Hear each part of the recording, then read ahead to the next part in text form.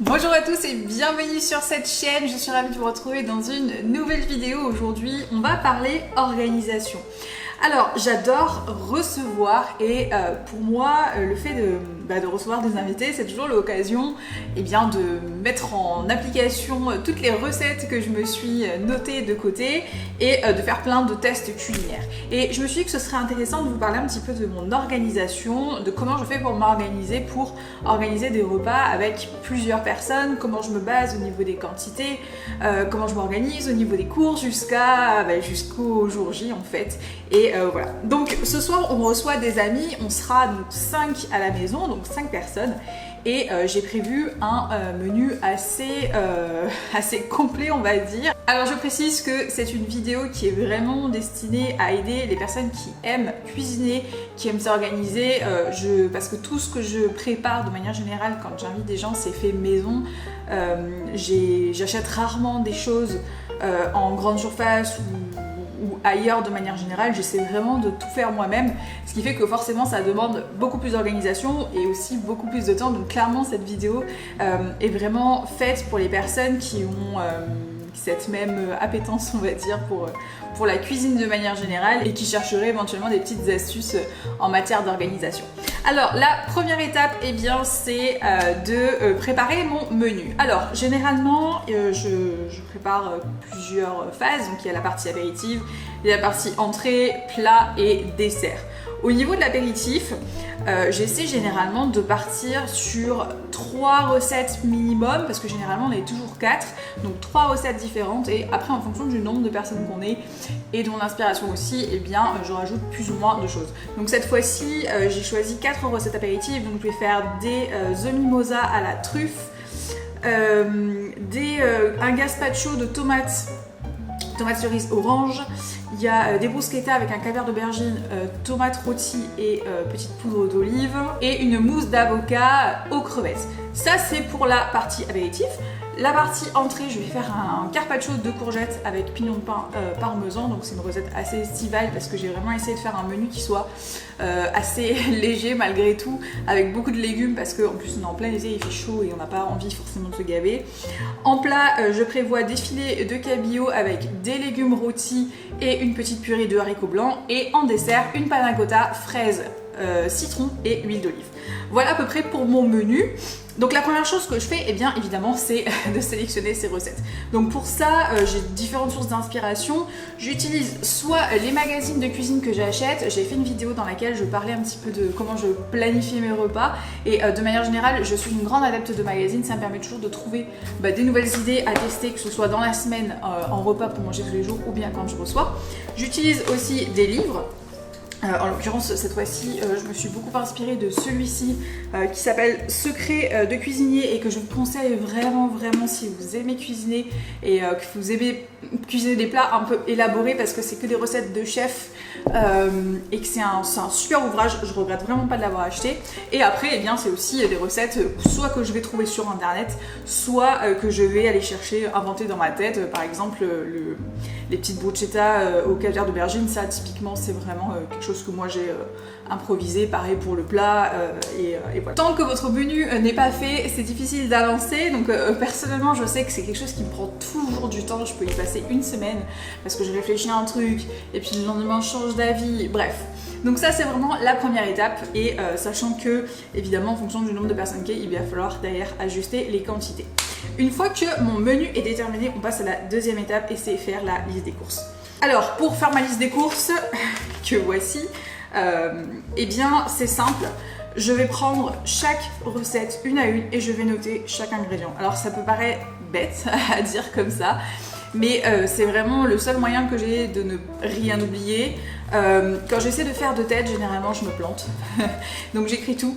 J'écris mon menu sur un papier. Alors là je l'ai fait sur mon téléphone portable parce que j'ai changé tellement de fois que mes notes ne ressemblaient plus à rien. Je l'ai fait sur mon téléphone portable et une fois que j'ai ce menu là sous les yeux, je prends vraiment chaque plat et je note les ingrédients. Donc c'est une première ébauche de liste. Vous allez voir qu'il y en a deux. Non, je ne suis pas une psychopathe. Je fais ma première ébauche de liste et ensuite, une fois que cette liste-là est terminée, je la remets au propre. Alors pourquoi je la remets au propre? Parce que souvent, quand je prépare un menu, eh bien il y a des recettes qui vont avoir des ingrédients qui vont être similaires. Je vais vous donner un exemple. Là je prépare par exemple une pulpe de citron avec le poisson, avec le cabillaud, donc que je vais servir à part. Et pour le carpaccio de courgettes, je vais faire une petite vinaigrette, huile d'olive, citron, sauce soja, et je vais avoir encore besoin de citron.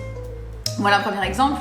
Je vais avoir besoin par exemple de poivrons pour mon gazpacho tomate orange poivron, et j'en vais en avoir besoin aussi pour la mousse d'avocat puisqu'il y a un petit coulis de poivron sur le dessus.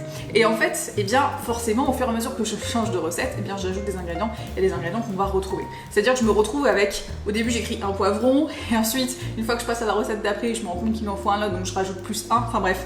Ma liste, elle est hyper bordélique, et du coup je me suis rendu compte avec l'expérience, ça me fait faire des erreurs parce que je suis devant le magasin, je vois mes notes, je me dis ah mais j'ai BD10 plus 1, et du coup je me mets le doute. Donc pour être sûre, eh bien une fois que j'ai cette première liste, je reprends la liste et je la remets au propre. Si vous voulez être vraiment encore plus psychopathe, vous pourriez dans cette deuxième liste utiliser cette nouvelle version pour séparer les types d'ingrédients. Vous pouvez par exemple regrouper les fruits et légumes pour que quand vous soyez dans votre rayon, vous ayez beaucoup plus vite. C'est quelque chose que je fais aussi parfois. Et vous pouvez aussi la faire en fonction du magasin. Par exemple, quand je vais chercher du poisson, eh bien, je vais à la poissonnerie, du fromage à la fromagerie, la viande à la boucherie, bref, vous avez compris.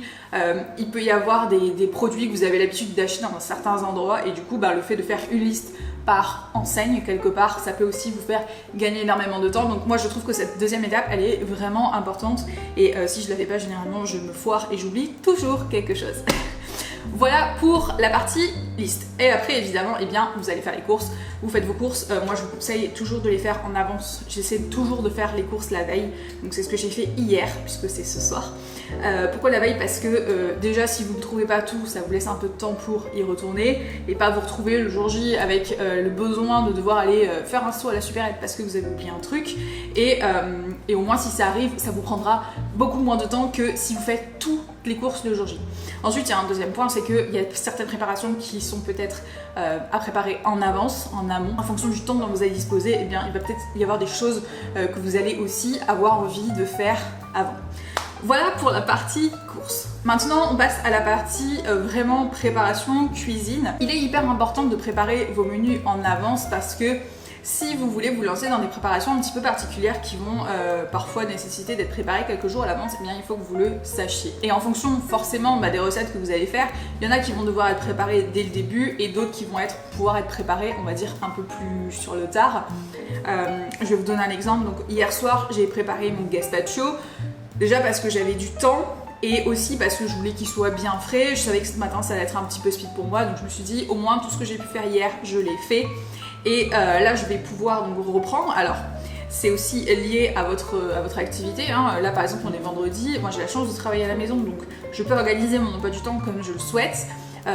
Donc là je vais pouvoir cet après-midi faire ça tranquille, mais si vous travaillez, vous avez des horaires fixes de bureau, et bien forcément vous allez devoir aussi vous organiser en fonction de ça, et ça va forcément influencer aussi ce que vous allez préparer, parce que vous allez disposer donc de moins de temps et vous aurez peut-être pas forcément envie de vous lancer dans des trucs entre guillemets trop contraignants ou trop compliqués. La première chose à faire évidemment c'est de commencer par toutes les recettes qui ont besoin d'un temps de repos. Alors généralement c'est tout ce qui va être sucré, la pâtisserie. Typiquement moi j'ai prévu une panna cotta, donc la panna cotta il faut qu'elle ait le temps de prendre puisqu'il y a de la gélatine qui va permettre de former cette texture de crème, et forcément c'est pas un truc que je peux faire au dernier moment, il faut que je le fasse en amont pour que la crème ait le temps de prendre. Donc c'est la première chose que je vais commencer à préparer ce matin, et toutes les choses qui vont avoir besoin d'être fraîches de manière générale. Donc typiquement ce fameux gazpacho dont je vous parlais, il faut qu'il soit bien frais pour être bon, sinon ça n'a pas d'intérêt. J'ai également une mousse d'avocat que je vais faire au siphon et qui aura besoin de reposer un minimum au réfrigérateur. Donc ça c'est pareil, c'est pas un truc que je peux faire au dernier moment. Donc voilà, vraiment réfléchissez au moment où vous faites votre menu, posez-vous et identifiez les plats qui vont devoir être préparés en priorité et dans un ordre spécifique. Lorsque j'organise vraiment des gros repas, notamment je pense au repas de Noël, ce que je fais c'est que je vais aller récupérer les bouts de recettes, je vais les noter sur un document Word par exemple dans l'ordre en fonction eh bien, de l'ordre de préparation. Ça me permet d'être organisée, de savoir exactement et de ne pas me planter. Donc ça c'est aussi une autre astuce à retenir si vous avez des gros repas comme ça organisés. N'hésitez pas à numéroter vraiment les préparations, et c'est même pas forcément les recettes, parce qu'il peut y avoir des choses dans les recettes que vous pouvez faire en avance. Typiquement un entremets, vous pourriez très bien préparer la base, par exemple, je sais pas, une dacquoise la veille. Et une autre petite astuce, quelque chose que moi j'aime bien faire, alors c'est faisable que quand ce ne sont pas des recettes que je récupère dans des livres ou dans des magazines, mais quand c'est des recettes sur internet, eh bien j'imprime directement donc les recettes et je les affiche directement sur le mur au niveau de mon plan de travail, comme ça je les ai devant les yeux, elles traînent pas sur le plan de travail. Et ça aussi, si vous avez une petite cuisine, ça peut vraiment vous aider. Vous mettez un petit bout de scotch sur le mur, comme ça vous les avez en face. Non seulement vous dégueulassez pas la feuille, mais en plus ça vous permet d'avoir les choses sous les yeux, de pas devoir chercher, etc. Et notamment dans les repas de Noël, où souvent c'est quelque chose que je fais sur ordinateur, je récupère. Vous pouvez même prendre les photos dans les livres et les mettre sur votre ordinateur et les coller sur votre traitement de texte. Et ensuite vous avez juste à afficher donc toutes vos feuilles au fur et à mesure, et vous les enlevez au fur et à mesure que vous avez besoin de switcher les préparations. Voilà de manière générale comment je m'organise. Dernier petit conseil pour le jour J, si vous avez des préparations que vous voulez faire en avance et que vous n'avez pas envie de vous embêter par exemple avec le fait de réchauffer, je pense notamment par exemple aux sauces, à des légumes rôtis, etc. que vous pourriez vouloir faire en amont. Là je pense du coup à ma purée de haricots blancs. Et bien n'hésitez pas à mettre votre four à chauffer. Alors moi je sais que j'ai une fonction sur mon four qui s'appelle garder au chaud, mais je crois que vous êtes à peu près à 60 degrés.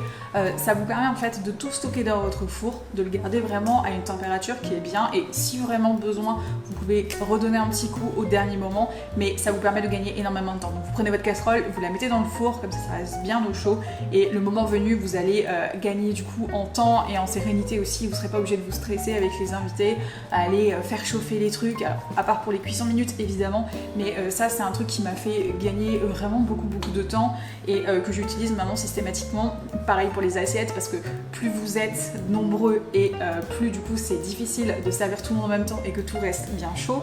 Donc vous pouvez aussi tout simplement prendre vos assiettes, les mettre dans le four, comme ça elles seront bien chaudes comme dans les restaurants, et du coup vous n'aurez plus qu'à poser vos aliments et ça restera à bonne température le temps que vous fassiez vos services, que vous prépariez les préparations et que vous mettiez tout dans l'assiette. Voilà, écoutez, c'est tout pour cette vidéo. Je pense que je vous ai donné toutes les astuces que j'avais. J'espère qu'elle vous aura plu, j'espère que vous aurez appris des petits trucs, que ça vous aura donné des idées. Si vous avez des questions, n'hésitez pas à les poser dans les commentaires. Si vous avez des conseils aussi, n'hésitez pas à les partager, c'est toujours bon à prendre. Je vous retrouve très bientôt pour une prochaine vidéo. Ciao!